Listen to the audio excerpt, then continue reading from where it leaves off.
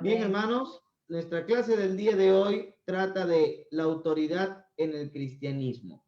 ¿Cuál es la máxima autoridad del cristiano? ¿Cuál es la máxima autoridad del cristiano? ¿El pastor? ¿Amén? No. ¿Quién es la máxima autoridad? ¿El discipulador? No. La máxima autoridad es la Biblia. ¿Amén? Ahora, algunos le añaden a la Biblia otras fuentes de autoridad. Y eso vamos a estar viendo en esta hora. Vamos a ver si solamente la Biblia es la única fuente de autoridad o si es que podemos añadirle a la Biblia otras fuentes de autoridad.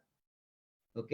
Vamos a estudiar este tema y vamos a ver a qué conclusión vamos a llegar. ¿Ya? Muy bien. La historia de los principios o modelos de autoridad religiosa en el cristianismo. Vamos a ver distintos modelos de autoridad religiosa en la historia del cristianismo. Muy bien, el Nuevo Testamento usa muchas referencias directas a enseñanzas que eran autoritativas entre los primeros creyentes y que pasaron a las siguientes generaciones como doctrinas cristianas. En el Nuevo Testamento vamos a encontrar muchas enseñanzas que para los primeros cristianos eran autoridad. Podemos decir entonces que el Nuevo Testamento contiene doctrinas cristianas que han llegado hasta los primeros cristianos, que fueron escritos y que ha llegado hasta el día de hoy a nosotros. Así que podemos decir que el Nuevo Testamento contiene doctrinas cristianas que son autoridad para todos los cristianos. Enseñanzas, doctrinas, enseñanzas. ¿Ok? Ahora, ¿qué términos se utilizan? Términos bíblicos que se utilizan para hablar de estas doctrinas, de estas enseñanzas.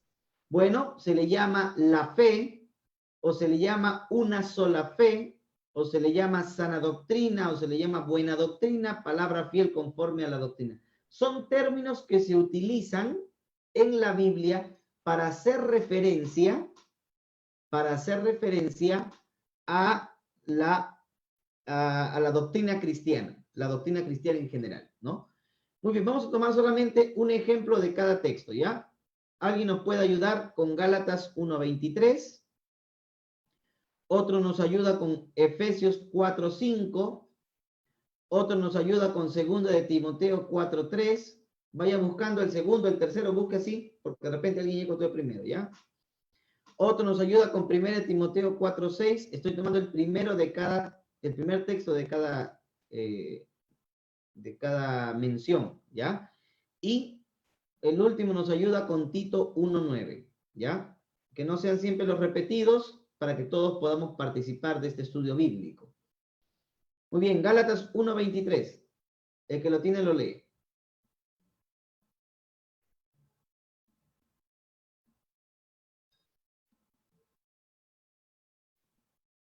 ¿Alguien? ¿Nadie? ¿Nadie quiso? Amén.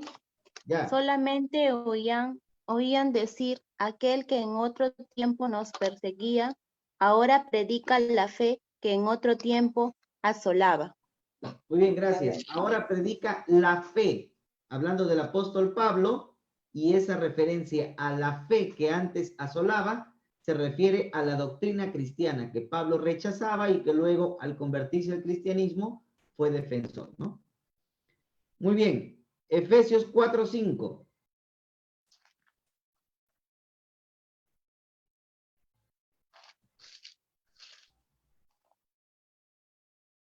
Efesios 4:5. Amén. Amén. Un Señor, una fe, un bautismo. Perdón. 4:6, ¿no, pastor? 4:5. Efesios 4:5. Ya. Un Señor, Sí. una fe, un bautismo. Amén. Un Señor, una fe, un bautismo. Cuando habla de una fe, se refiere a que la iglesia cristiana solo tiene un tipo de doctrina. ¿ya? La iglesia cristiana no tiene muchos tipos de doctrina. La iglesia cristiana tiene un solo tipo de doctrina. Muy bien. 2 Timoteo 4:3. Amén.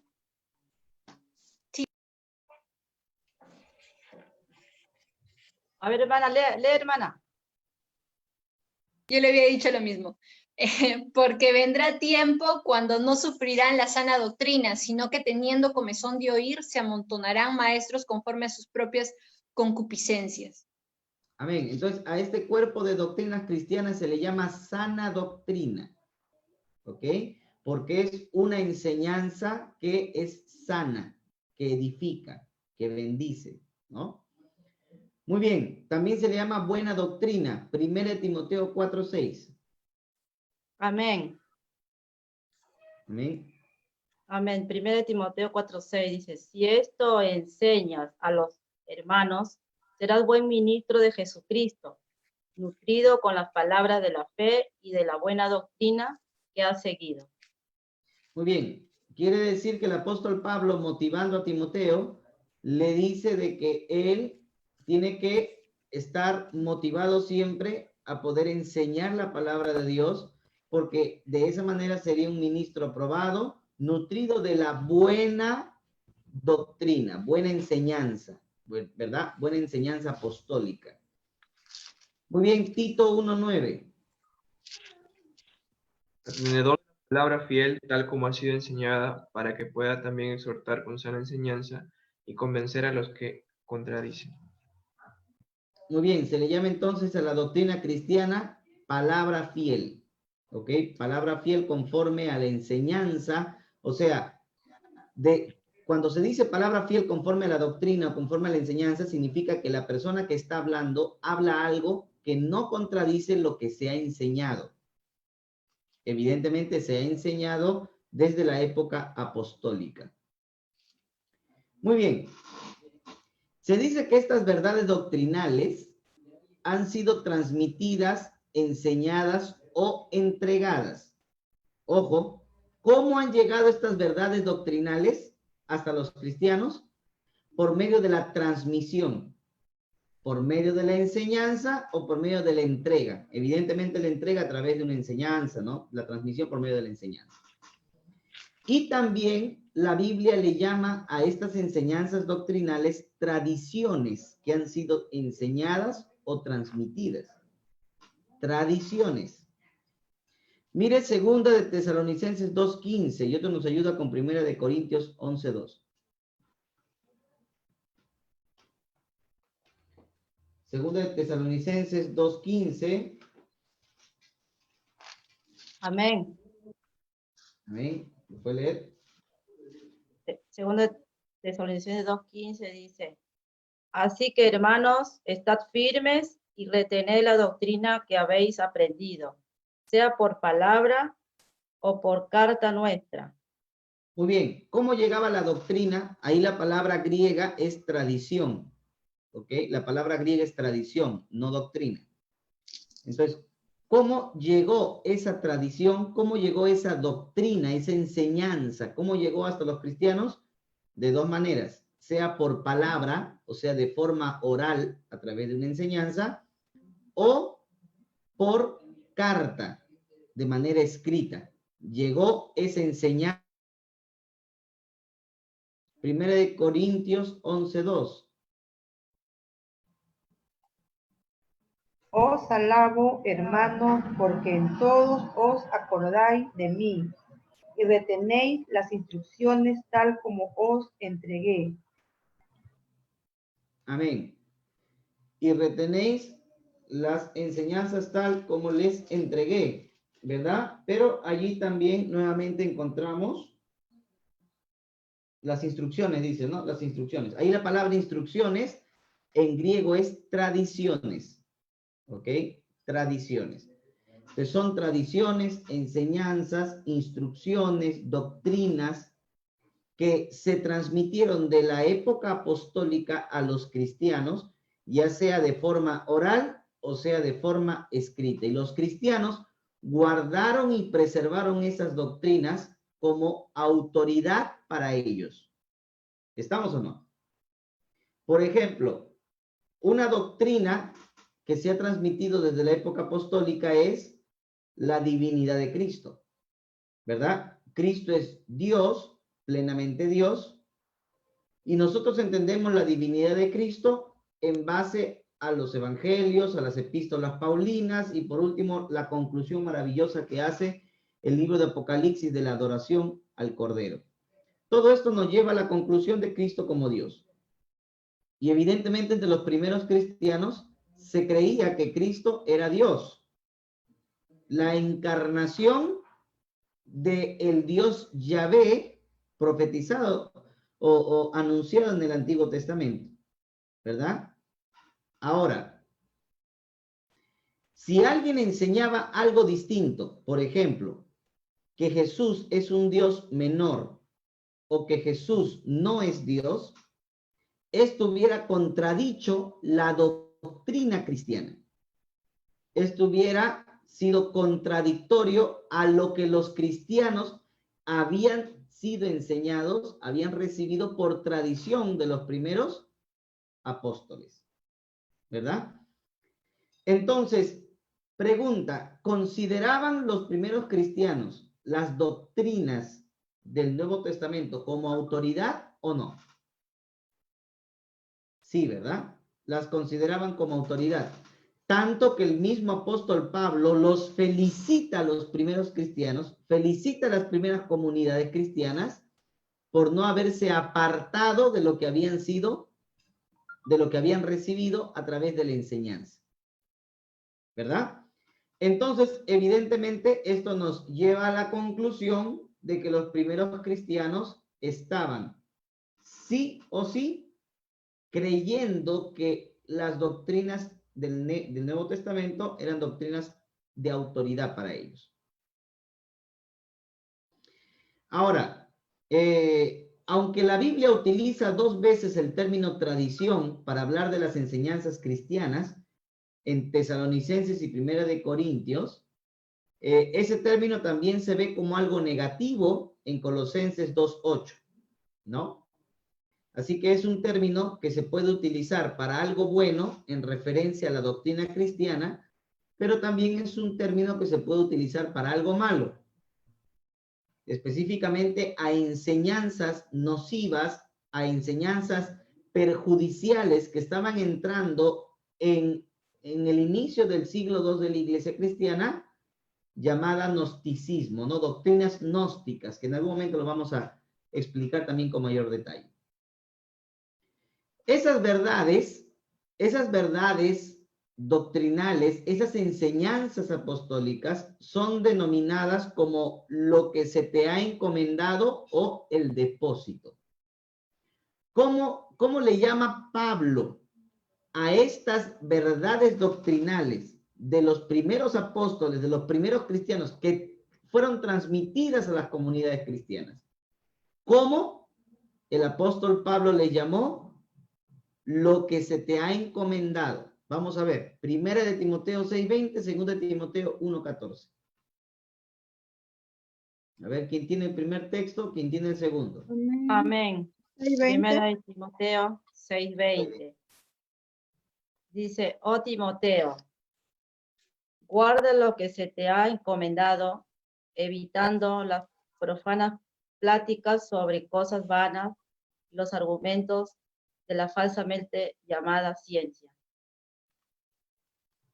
Muy bien, entonces, ¿cómo le llama el apóstol Pablo a esas verdades cristianas?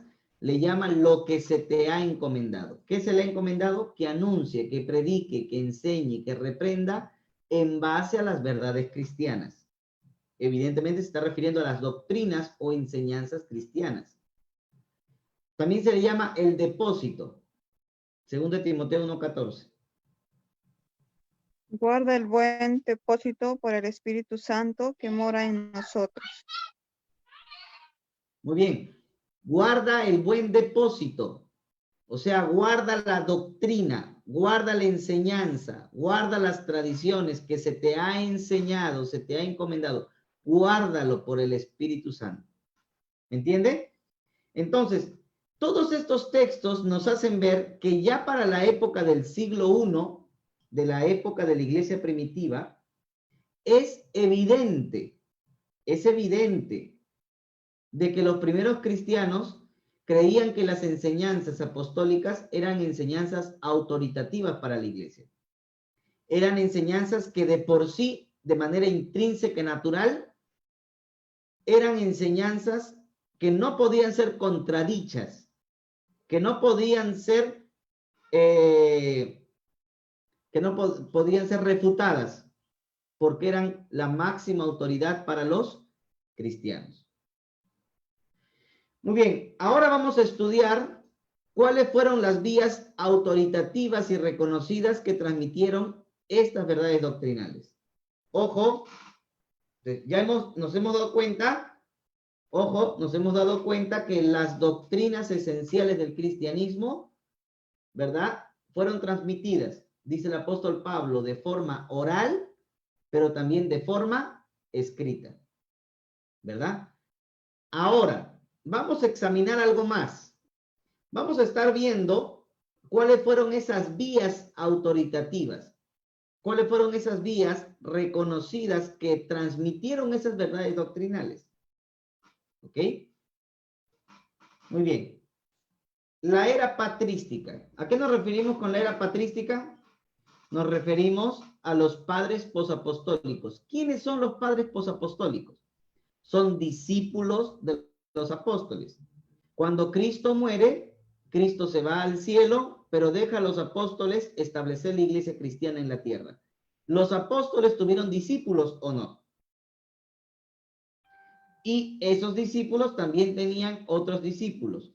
Los discípulos de la primera generación y segunda generación después de los apóstoles se conocen como los padres posapostólicos. Algunos le llaman padres eclesiásticos. Yo prefiero no llamarles padres eclesiásticos porque no son padres de la iglesia. Yo preferiría llamarle a ellos padres posapostólicos, ¿verdad? Porque son patriarcas o son teólogos que vienen después de los apóstoles, ¿ok? No necesariamente padres de la iglesia, porque no son fundadores de la iglesia, ¿no? Al no ser fundadores de la iglesia, preferible llamarle padres posapostólicos, más en referencia a la época en donde ellos aparecen. Ahora, ¿qué vías de comunicación doctrinal eran reconocidas o utilizadas por los cristianos en el siglo I? Buena pregunta. En el siglo I, a ver, vamos a ponernos a pensar. En el siglo I estaba escrito ya el Nuevo Testamento. A finales del siglo I, se supone que las 27 cartas ya estaban escritas. Lo que no estaba completo era el canon. ¿Estamos de acuerdo o no? El canon demora un proceso de 400 años después de Cristo para que recién, recuerda usted lo que vimos, ¿no? Cerca del canon. Se demoró casi 400 años para que recién haya un cuerpo de 27 libros que correspondían al Nuevo Testamento. Entonces, ¿qué quiero decir con esto? Que en el siglo I, si bien es cierto, ya estaban escritas las cartas apostólicas, los evangelios, y hasta a finales del siglo I ya el Apocalipsis de Juan, que fue la última revelación de Dios, quiere decir también que en el siglo I, los primeros cristianos, al no tener un Nuevo Testamento compilado, me refiero en un solo volumen, porque inclusive habían iglesias que tenían otros libros en esa época que no eran inspirados, o sea, era un problema en realidad en el siglo I, ¿no? Porque algunos aceptaban solamente algunos evangelios, algunas epístolas, no aceptaban todo el Nuevo Testamento, entonces había una gran confusión hasta que la iglesia madura y en el siglo IV ya establece lo que es el canon de 27 libros. Entonces, en el siglo I nos encontramos con una realidad particular de esa época. ¿Cuál es la realidad particular de esa época? Que no había canon. Al no haber canon, habían distintas vías por las que llegaba la doctrina cristiana, ¿verdad? O sea, podemos decir que la doctrina cristiana no solo se había preservado en los escritos apostólicos, sino que habían otras vías también que habían preservado de manera oral o escrita las doctrinas cristianas. ¿Ok? Evidentemente esto sucedió en el siglo I porque no estaba el canon del Nuevo Testamento completo, ¿verdad?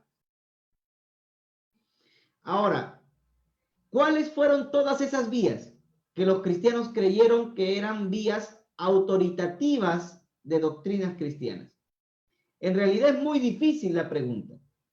¿Por qué?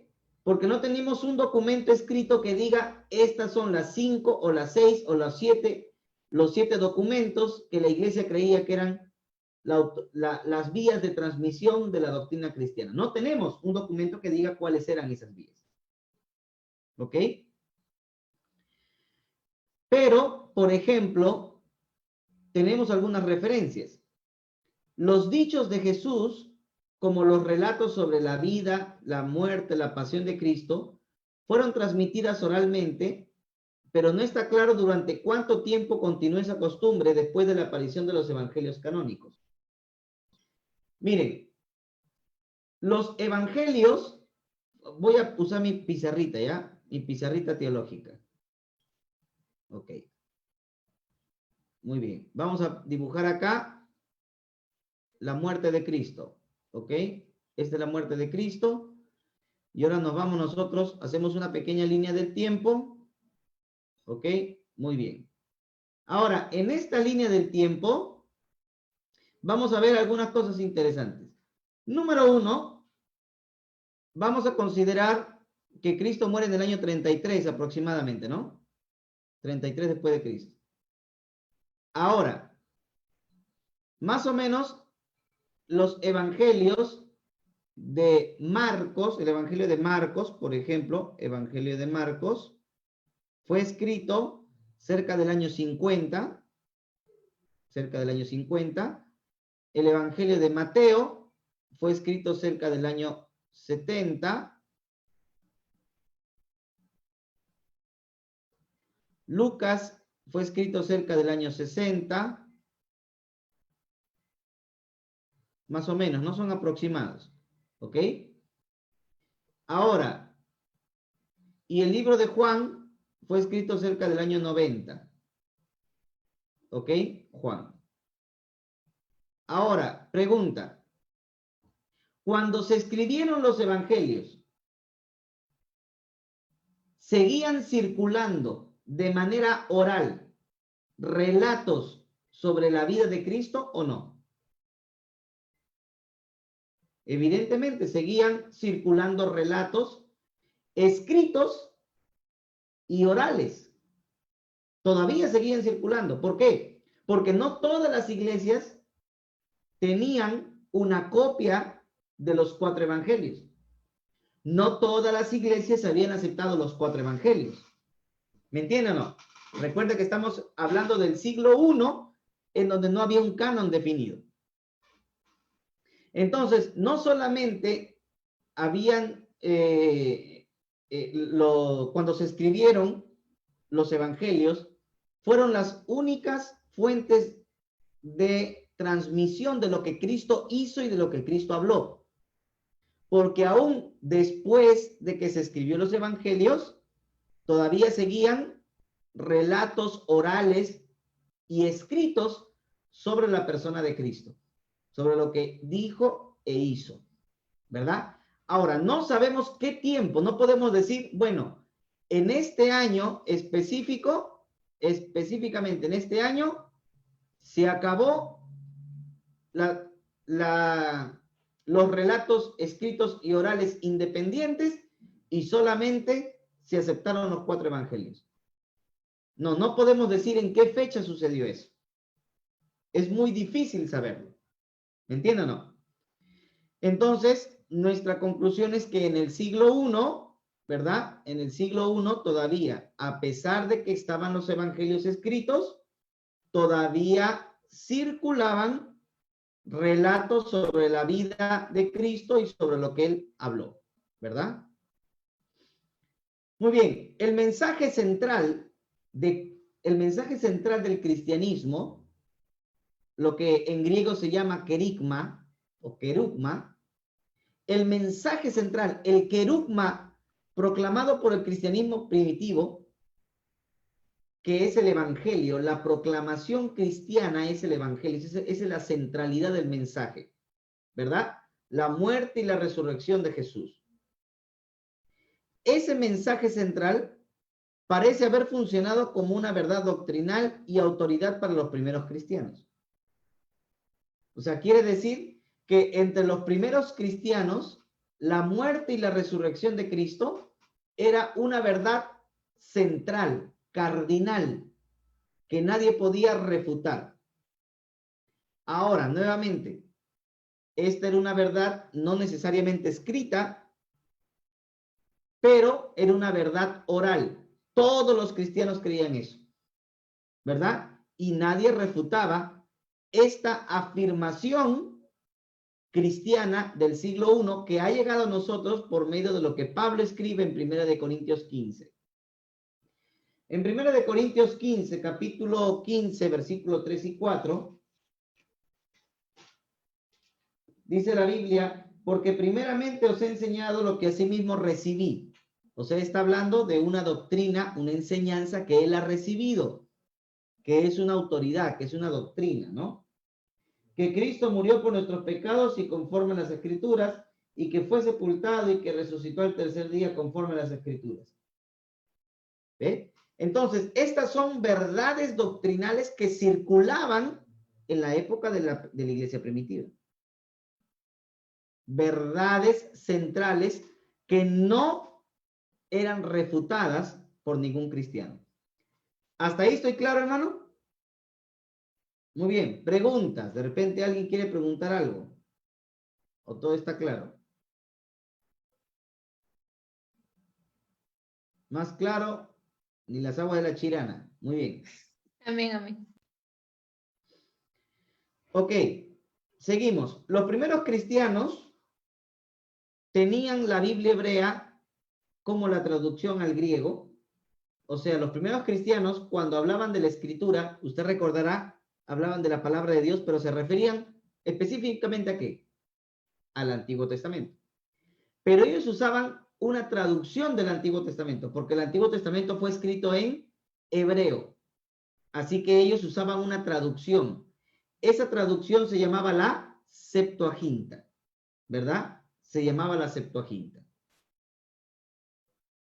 Ahora, la Septuaginta era usada por los primeros cristianos. El Antiguo Testamento griego era usado por los primeros cristianos e interpretaban el Antiguo Testamento a la luz de Cristo que se había revelado y entendían que el Antiguo Testamento, las profecías antiguo-testamentarias, eran profecías inspiradas por Dios, ¿verdad? Segunda de Pedro 1, 20 al 21. A ver quién lo puede leer. Segunda de Pedro 1, 20, 21. Amén. Amén. Entendiendo primero esto, que ninguna profecía de la Escritura es de interpretación privada, porque nunca la profecía fue traída por voluntad humana, sino que los santos hombres de Dios hablaron diciendo, inspirados por el Espíritu Santo.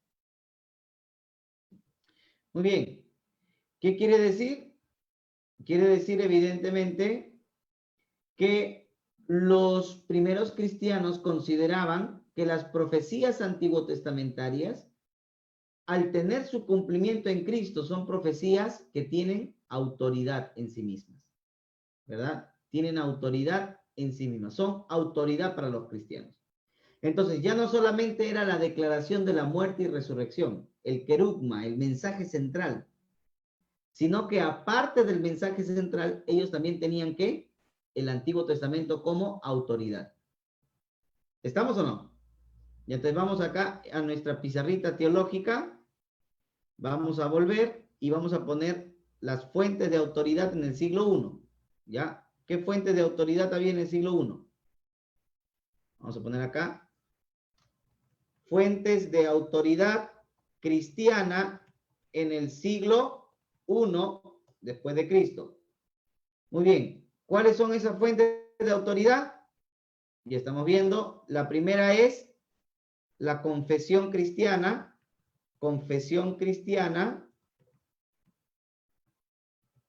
el querugma, ¿no? El mensaje central de la muerte y resurrección. Muy bien. Esta es la primera, ¿verdad? Esta es la primera. ¿Ok? ¿Qué más? ¿Qué más encontramos? Número 2, habíamos hablado de qué? El Antiguo Testamento, ¿no? El Antiguo Testamento griego también era una fuente de autoridad para los primeros cristianos. Era también una fuente de autoridad para los primeros cristianos. Muy bien. Seguimos.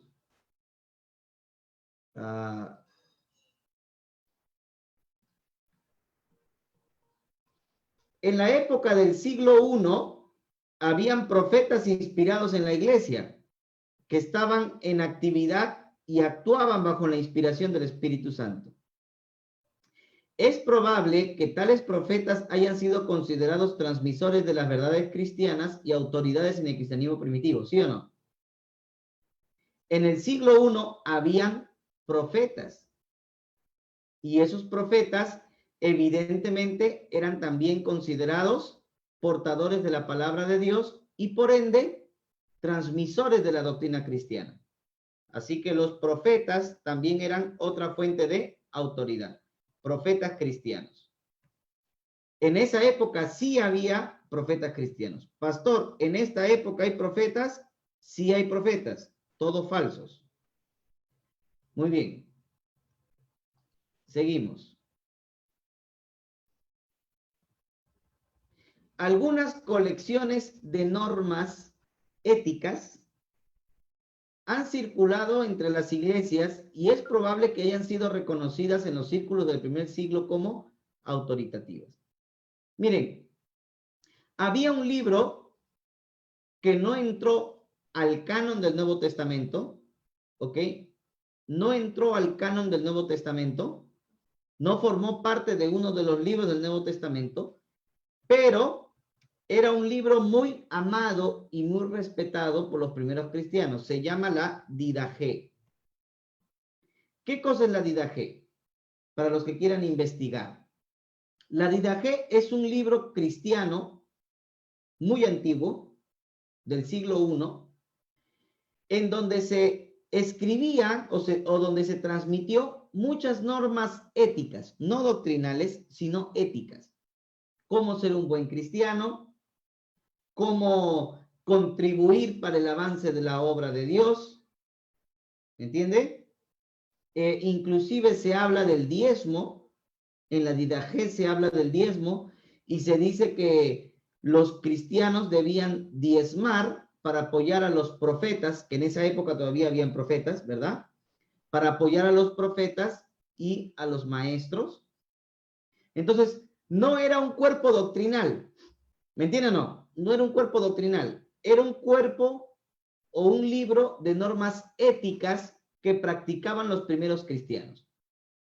Evidentemente, este libro ya no entra al canon del Nuevo Testamento, pero en el siglo I, recuerde, como no había canon, este libro constituyó una fuente de autoridad para ellos.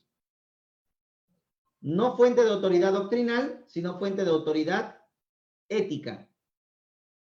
¿Qué hacer en determinadas actitudes éticas? ¿Ok? Como cristianos.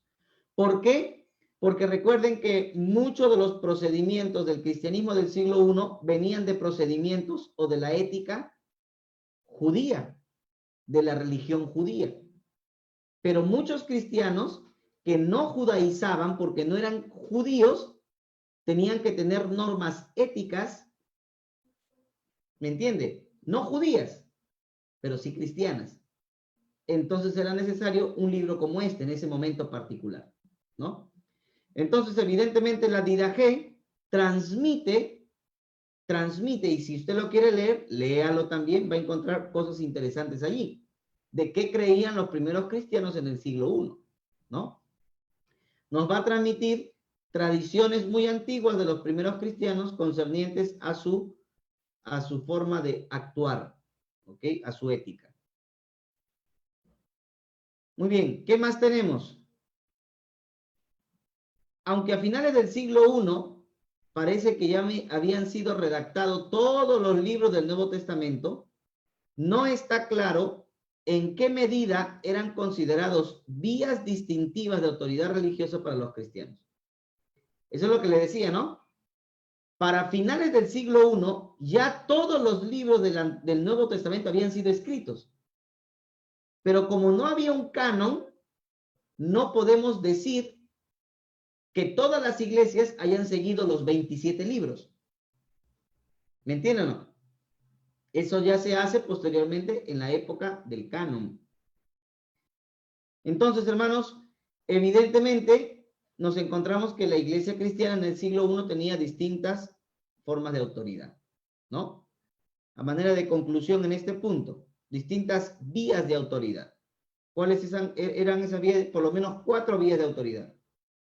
La confesión cristiana, el evangelio de la muerte y resurrección de Cristo, el Antiguo Testamento griego, los profetas cristianos eran una fuente de autoridad también, profetas y apóstoles, ¿no?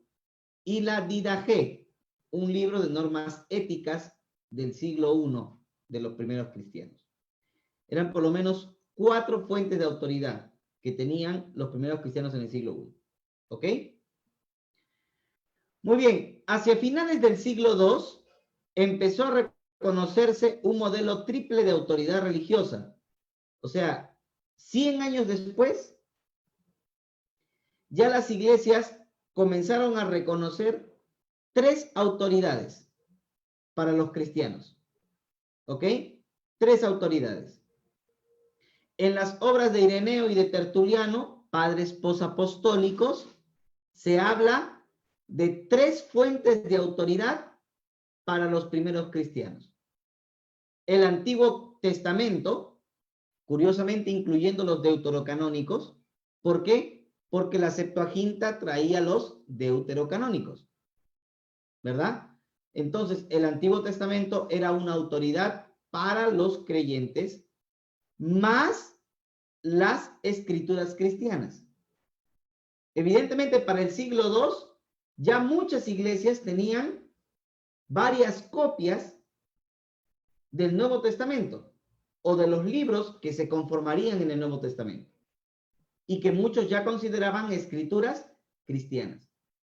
Entonces, Antiguo Testamento más escrituras cristianas eran para los cristianos del siglo II autoridades para la iglesia. ¿Ok? O sea, Antiguo Testamento más Nuevo Testamento. Ahora, las escrituras cristianas eran 3. Por eso se dice que era un modelo triple. Las escrituras cristianas correspondían, número 1, a escrituras cristianas del Nuevo Pacto. 4 evangelios más las epístolas paulinas. ¿Ok? Siglo II. Recuerde que el canon no estaba cerrado y había todavía discusiones sobre Hebreos, sobre Pedro, sobre Apocalipsis, sobre Santiago, ¿no? Entonces, básicamente se reconoció como escrituras cristianas los 4 evangelios más las epístolas paulinas. Ese es el primer cuerpo de los 3. En el segundo cuerpo de autoridad estaban las reglas de fe. Las reglas de fe era una confesión cristiana primitiva organizada también en 3 partes. Una sección cristológica muy amplia. Esta regla de fe eran resúmenes de las principales doctrinas del cristianismo. ¿Sabe cómo se le llamaba esto? Credo. El credo. ¿Cuántos han sido católicos acá? A ver, levante la mano. ¿Algunito nomás? Los demás que han sido budistas. Allá. Muy bien. Usted recordará que como católicos nos han enseñado el credo. A ver, lo recitamos. 2, 3. Creo en Padre Dios Todopoderoso, Creador del cielo y de la tierra. Creo en Jesucristo, su único Hijo. ¿Sí o no? Ya, ok. Hasta el final. Y si quieres te persignas también. Muy bien. Ahora, algunos creen que el credo es malo porque es una invención de la Iglesia Católica. Falso de toda falsedad. El credo es una regla de fe de los primeros cristianos. O sea, quienes inventaron el credo fueron los primeros cristianos. La Iglesia Católica ni existía como organización. ¿Me entienden o no? Ese credo primitivo de los primeros cristianos se compone en el siglo I. ¿Me entienden o no?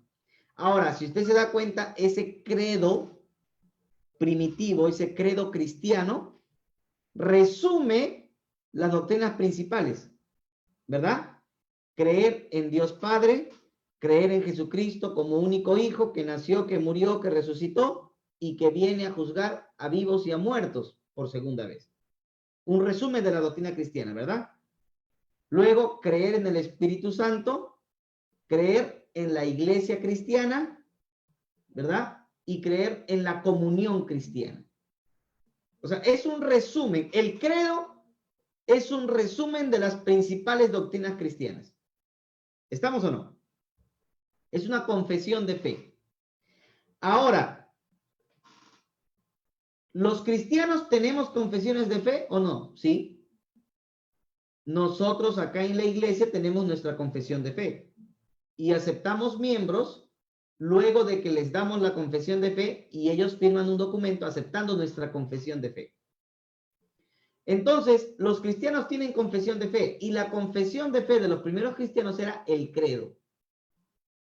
¿Me entiende? Ese era el credo. Entonces, ¿era o no era una autoridad para los cristianos del siglo II? Sí, era una autoridad. Era una autoridad. El Nuevo Testamento más el Antiguo, o lo que había del Nuevo Testamento, ¿no? Más el Antiguo Testamento, más las reglas de fe o el credo eran una autoridad dentro del cristianismo. Si alguien no confesaba el credo, si alguien no creía en lo que decía el credo cristiano, no podía ser ni siquiera bautizado, porque estaría negando las doctrinas principales del cristianismo. ¿Ok? ¿Hasta aquí estoy claro, hermanos? Ok. Muy bien, creo que sí, ¿no? Pastor, Sí. ¿por qué si los padres posapostólicos entendían y recibían los apócrifos, los libros apócrifos como autoridad porque están incluidos en el Antiguo Testamento, ¿por qué nosotros o después, nosotros ahora ya no o se fueron perdiendo? Según lo que entendía de las últimas clases, era porque las iglesias habían llegado a un consenso y se habían reunido, simplemente eso. Yo no he podido leer los apócrifos, la verdad, y no sé qué tanto coligen con lo que dice el resto de libros. Muy bien, los libros apócrifos en realidad es literatura folclórica, ¿no? Es literatura folclórica del judaísmo del siglo I, siglo II antes de Cristo. Los cristianos, los judíos de Palestina no aceptaban esto como canónico. Los judíos de Alejandría sí lo aceptaban y se incluyó dentro del canon alejandrino. Justamente porque la iglesia cristiana comenzó a usar la Septuaginta, es que la Septuaginta venía con Yapa, ¿no? Con estos apócrifos, y por eso es que algunos consideraron, durante esta época especial del siglo I, siglo II, siglo III, consideraron que estos libros eran parte de la Biblia, parte de la inspiración. Pero ya a partir del siglo IV, siglo V, se hizo, gracias a la contribución de Jerónimo de Estridón, la contribución de que estos libros no eran parte original del canon de los judíos de Palestina o de Israel. Y desde allí comienza entonces a separarse como libros apócrifos, y las iglesias cristianas evangélicas y protestantes hemos seguido el canon de Palestina. Entendemos que es la autoridad en la que se desarrolla el Antiguo Testamento. ¿Por qué? Porque el Antiguo Testamento alejandrino o el canon alejandrino se desarrolla en Egipto, se desarrolla bajo la influencia helénica y evidentemente tiene una cosmovisión completamente distinta a la que tenía el judaísmo de Israel, el judaísmo israelita. Entonces, si nosotros entendemos que la base de autoridad es el judaísmo israelita, entonces tendríamos que aceptar el canon palestino, el canon israelita, y no el canon que se desarrolla en Alejandría. ¿Ok? Muy bien. Una pregunta me ha llegado acá. Pastor, tengo una duda en el credo. Si no me equivoco, mencionan la intercesión de los santos. ¿El credo menciona la intercesión de los santos? No. El credo menciona la comunión de los santos. ¿Ok? ¿Y qué significa la comunión de los santos? Cuando los cristianos se reúnen a tener comunión. Eso se refiere comunión de los santos. Porque recuerde usted que el credo, como se compone en el siglo I, los santos, ¿quiénes eran? Los cristianos. Los santos somos cristianos. Nosotros. Evidentemente esto, dicho en los labios de un católico, tiene otra connotación, porque para ellos el santo no es un cristiano. El santo es después de que te mueres, tienen que reconocerte como hombre de Dios, después te reconocen como beato, y si te haces un milagrito por allí, entonces ya puedes ser santo, eres canonizado. Este proceso de canonización católica es completamente distinto a lo que creyeron los cristianos primitivos e inclusive lo que confiesa el canon, o perdón, el credo, ¿no? El credo confiesa la comunión de los santos, que se refiere a la comunión cristiana entre hermanos, ¿no? Muy bien. ¿Hasta ahí estoy claro? ¿Ok? Muy bien, hermanos. No vais a decir que estoy hablando de herejías, ¿ah? Ya. Muy bien, ya ando asustado ya. Ok. Seguimos. Número 3. ¿Qué más era considerado autoridad en el siglo II? En el siglo II se consideraba como autoridad a los obispos sucesores, o también llamados pastores sucesores. ¿Quiénes eran los obispos o pastores sucesores? Miren, en la época del siglo II habían muchos herejes. Yo no estaba ahí por si acaso. Y era necesario presentar una sucesión de autenticidad doctrinal. O sea, decir, yo soy obispo, pero a mí me estableció el obispo fulano de tal. Y al obispo fulano de tal lo estableció fulano de tal. Y fulano de tal lo estableció tal hasta llegar a los apóstoles. ¿Me dejo entender o no? Ese es un concepto que ha sido muy moldeado, evidentemente, en la teología católica. ¿Verdad? Porque la teología católica dice que los papas son la sucesión apostólica del apóstol Pedro. Ahora, evidentemente en el siglo II, nuevamente, vamos a contextualizarnos a la época del siglo II después de Cristo. En la época del siglo II había muchas herejías. ¿Había un canon del Nuevo Testamento completo? Todavía no había un canon. Y era necesario diferenciar qué predicadores o qué pastores llevaban sana doctrina y qué pastores llevaban falsa doctrina. Era necesario. Entonces, se consideraba como una fuente de autoridad a pastores que podían comprobar que habían sido establecidos por otros pastores, que a su vez habían sido establecidos por otros pastores, que a su vez habían sido establecidos por los apóstoles. ¿Me dejo entender?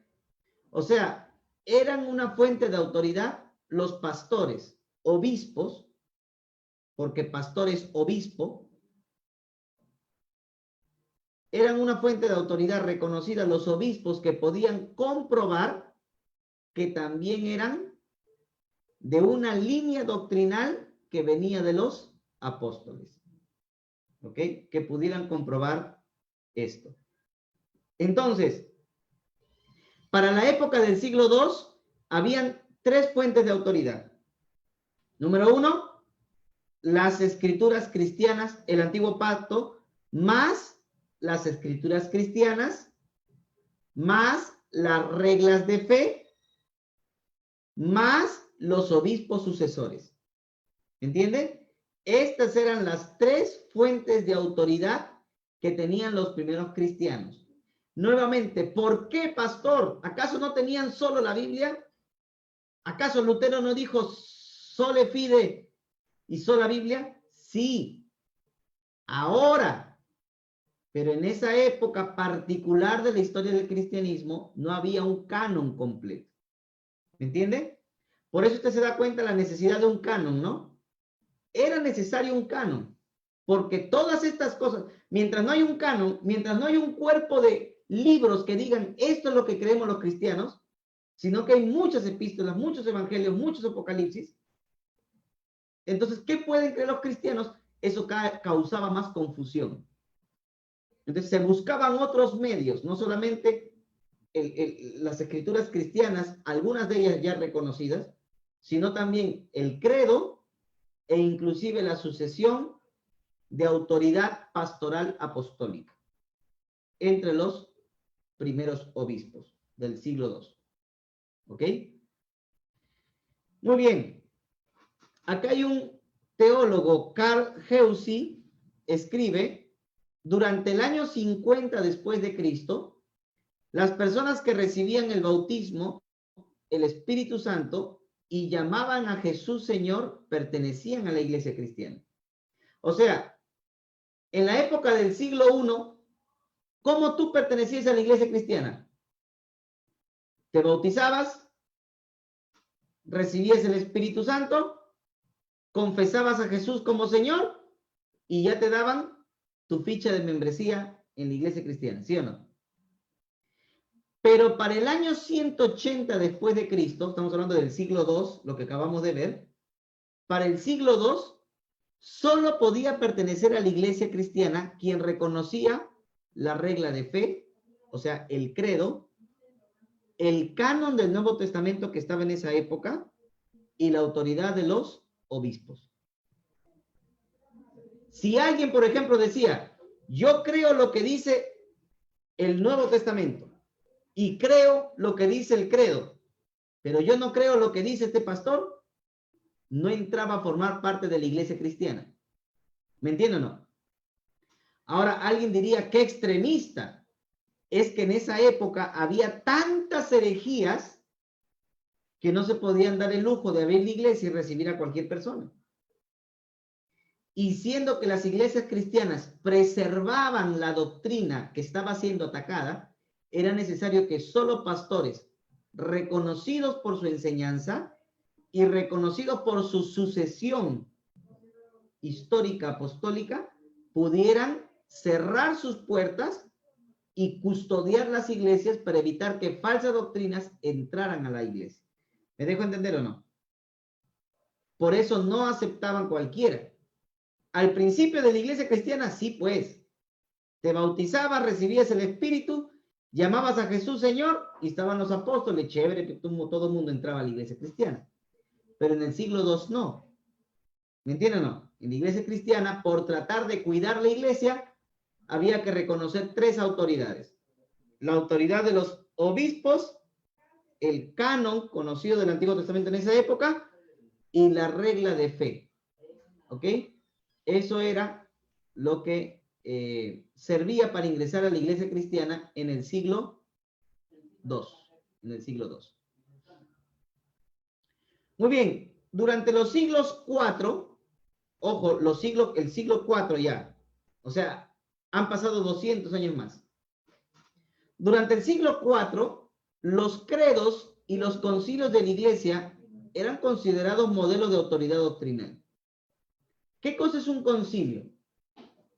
Un concilio es una reunión, miren, para el siglo III, siglo IV, habían muchas controversias, ¿verdad?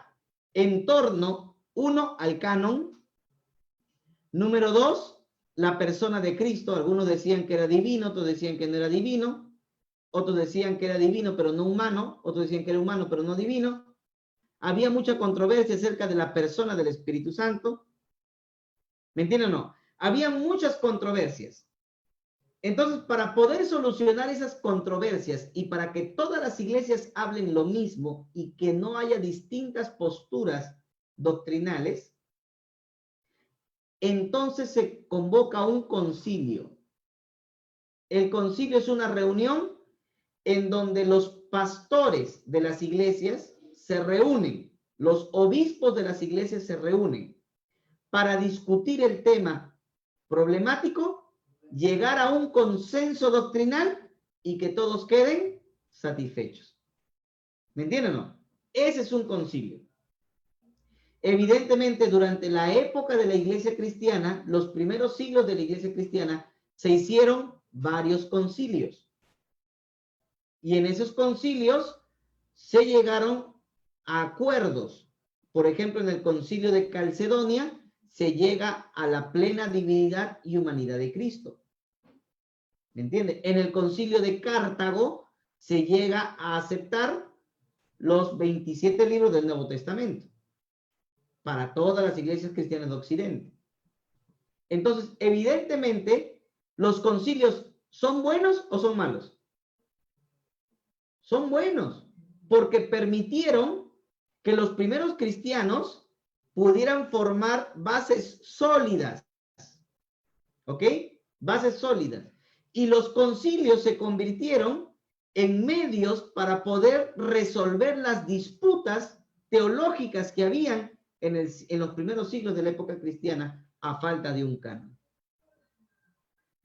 Entonces, los concilios sirvieron muchísimo para formar la iglesia cristiana.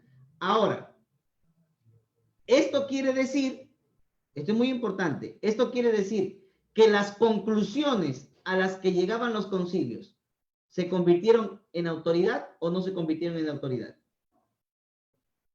Evidentemente. Evidentemente. ¿Verdad? ¿Por qué? Entonces podemos decir que los primeros cristianos creían que la Biblia era la autoridad más los concilios de la iglesia. ¿Verdad? Evidentemente consideraban a la Biblia más los concilios de la iglesia como autoridades para ellos.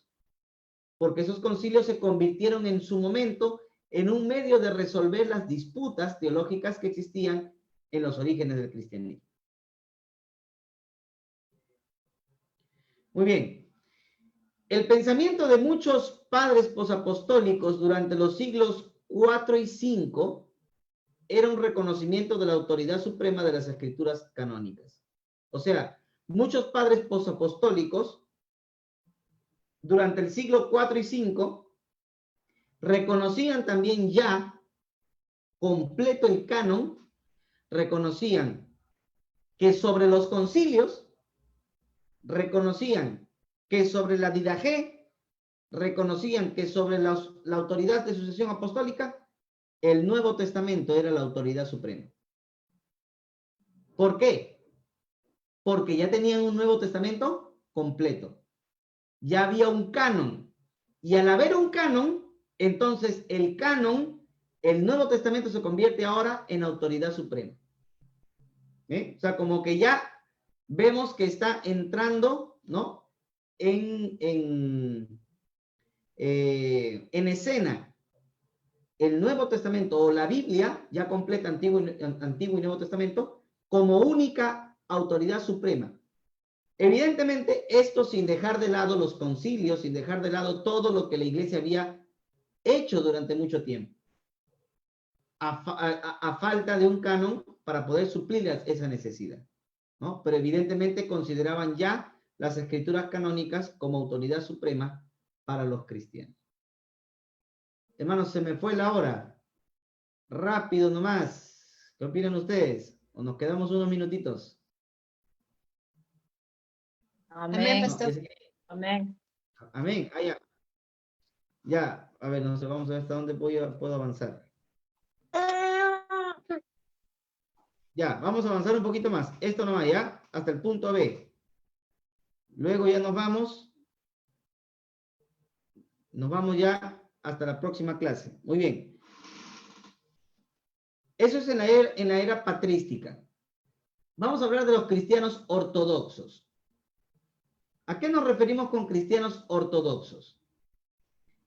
Para las iglesias de Calcedonia y no calcedónicas del este, o sea, recuerda que voy a tratar de dibujarlo, no soy un perito pintor, pero tengo mi pinta, o sea, pinto, ¿no?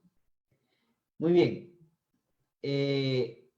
Vamos a suponer, ¿verdad? Que aquí está España, aquí está Italia, esta es la bota, ¿no? Por aquí está Grecia, muy bien, aquí está Turquía, aquí está el África, ¿verdad?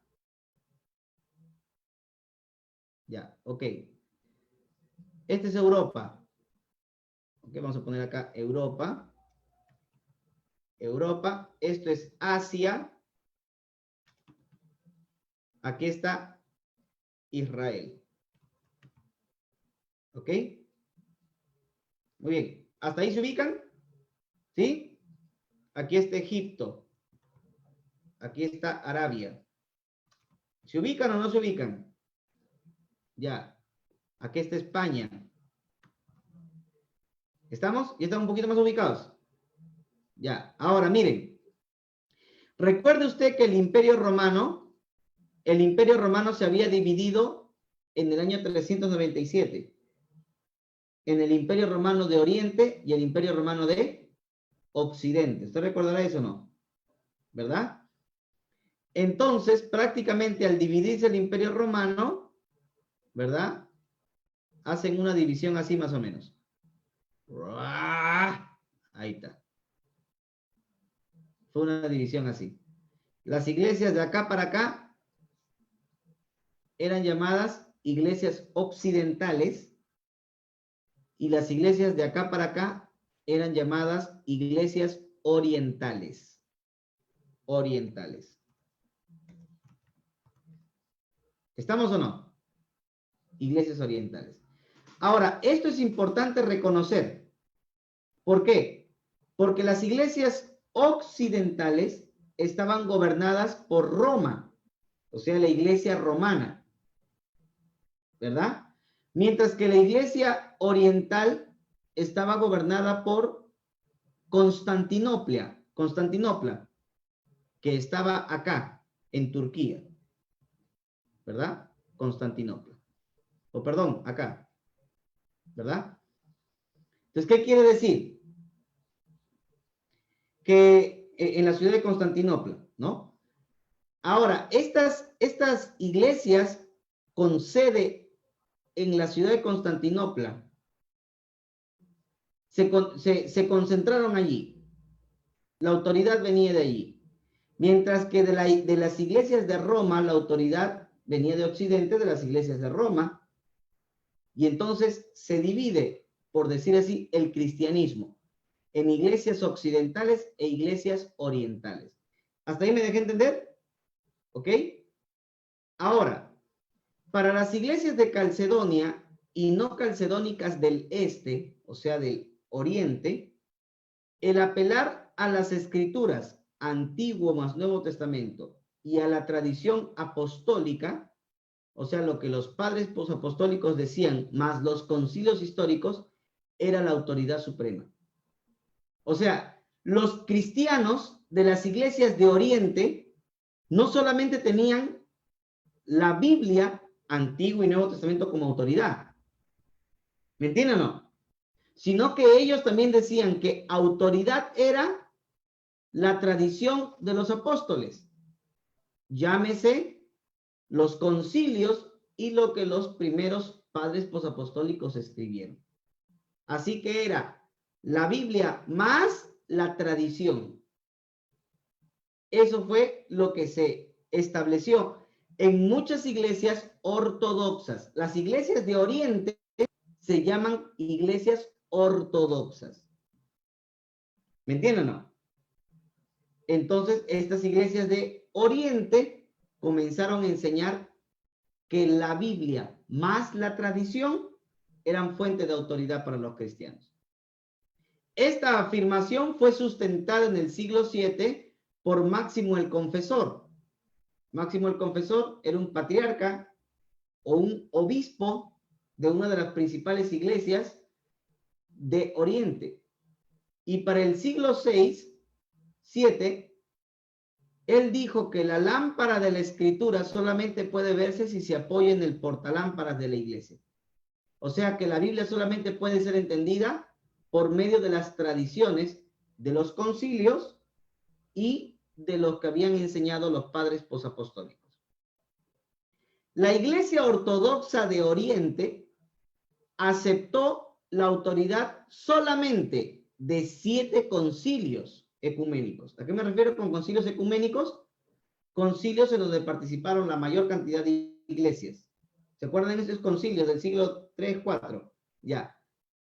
Se hicieron muchos concilios, pero la Iglesia Ortodoxa solamente aceptó los concilios desde Nicea 1 hasta el concilio de Nicea 2. Es exactamente solo 7 concilios, no aceptaron más. La Iglesia Ortodoxa aceptó el canon palestinense del Antiguo Testamento. O sea, la Iglesia Ortodoxa aceptó el Antiguo Testamento sin los apócrifos, pero la Iglesia nestoriana nunca aceptó en el canon del Nuevo Testamento el libro de Judas y de Apocalipsis. Una iglesia de Oriente, la Iglesia nestoriana, nunca aceptó Judas y Apocalipsis en el Nuevo Testamento. O sea, de nuevo seguía este problema, ¿no? De algunos libros considerados dentro del canon o no. Pero evidentemente este problema surgió más ya en las iglesias de Oriente, más que en las iglesias de Occidente. Iglesias de Oriente se llamaban iglesias ortodoxas. Posteriormente fueron llamadas iglesias bizantinas por el Imperio Bizantino, ¿no? ¿Ustedes han visto estos patriarcas de la iglesia ortodoxa? A veces se habla de ellos en las noticias, ¿no? Parecen católicos, la diferencia es que estos sí se afeitan, o no se afeitan, ¿no? Los católicos sí se afeitan. ¿Cuál es la diferencia? Que los católicos tienen su sede en Roma y básicamente son la autoridad para las iglesias de Occidente. Mientras que la iglesia de Constantinopla y el patriarca de Constantinopla era la autoridad para las iglesias de Oriente o las iglesias llamadas ortodoxas. ¿Me entienden?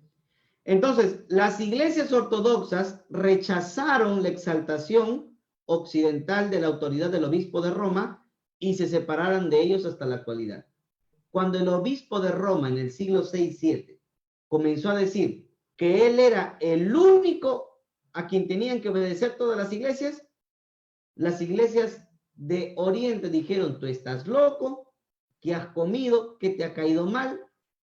¿Tú por qué vas a ser la autoridad sobre nosotros? Y se dividieron las iglesias de Oriente con las iglesias de Occidente hasta el día de hoy. Hasta el día de hoy. Por eso, si tú vas a Grecia, si tú vas a Turquía, si tú vas a Siria, si tú vas a Israel, si tú vas a Egipto, si tú vas a Rusia, no vas a encontrar iglesias católicas. Lo que vas a encontrar son iglesias ortodoxas. ¿Me entienden o no? Iglesias ortodoxas que han seguido tradiciones de los primeros cristianos, pero incluyendo a la Biblia las tradiciones o los concilios, ¿no? Esas son las iglesias ortodoxas hasta el día de hoy, separadas de la autoridad papal. ¿Qué pasó después en la época medieval? Lo vamos a ver el día martes. Amén. El día martes. Espero que les haya gustado, hermano, la clase del día de hoy. Creo que ha estado bastante provechosa, ¿verdad? Espero les haya gustado. Nos hayamos edificado con este estudio. Vamos a tomar un himno más antes de despedirnos. Vamos a a entonar este himno que dice Reina Dios. Amén. ¿Qué le parece? Y luego ya nos retiramos. Amén.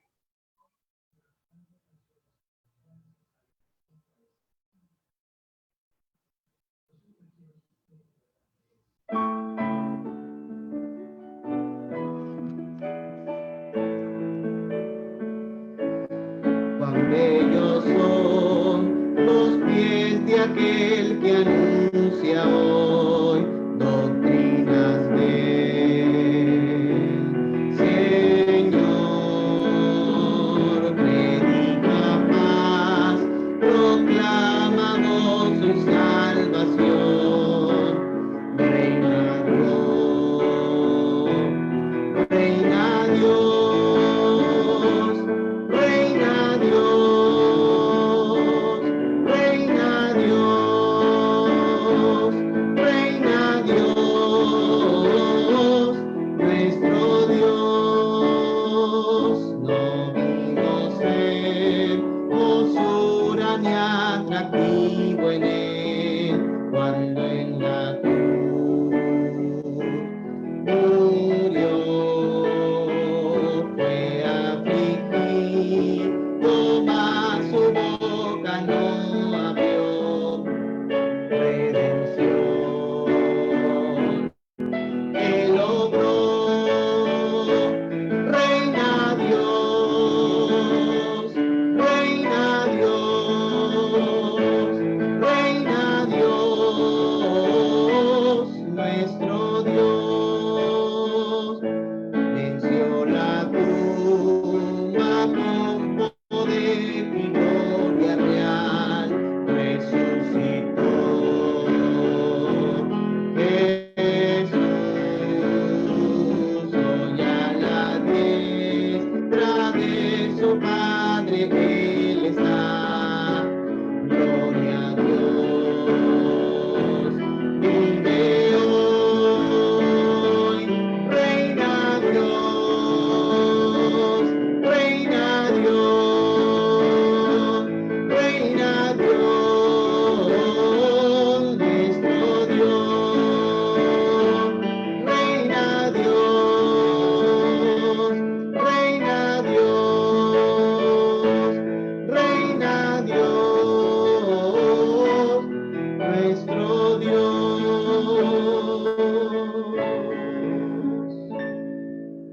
Amén. Reina Dios. Hermanos, nos vemos el jueves para nuestro tiempo de oración y el día domingo, 5 de la tarde, para nuestro tiempo de estudio bíblico. Que Dios les bendiga, hermanos. Muchas bendiciones.